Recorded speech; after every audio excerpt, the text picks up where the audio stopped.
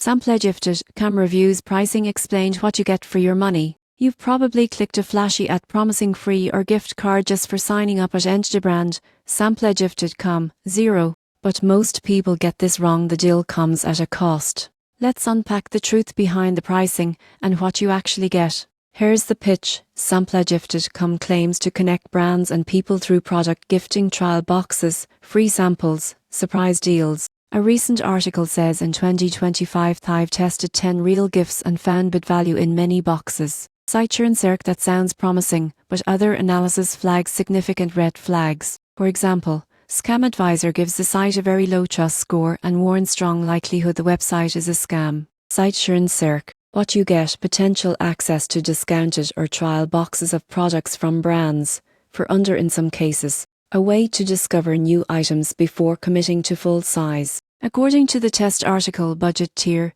retail equivalent for monthly or one-time boxes. Site research. What you give up: risk of delay, non-delivery, or poor quality. Payment required for free sample offers, usually shipping or subscription. Potentially exposure to marketing or unwanted data sharing. Some security tools flag the website as browser notification spam. Site research. Pricing explanation. Unlike simple pay once shopping, you're often paying for privilege, a limited run box or early access product. Reviews say it is not a site for totally free luxury goods. One Reddit thread commentators say they've seen free Costco gift card claims but question the legitimacy. Site research. So the real question, is it worth your money? If you value the excitement of a surprise box and accept some risk, maybe yes, but if you expect full transparency, guaranteed value, and high trust, the model may disappoint. He is treated as a speculative purchase, not a guaranteed deal. Conclusion: SampleGifted.com might deliver some value,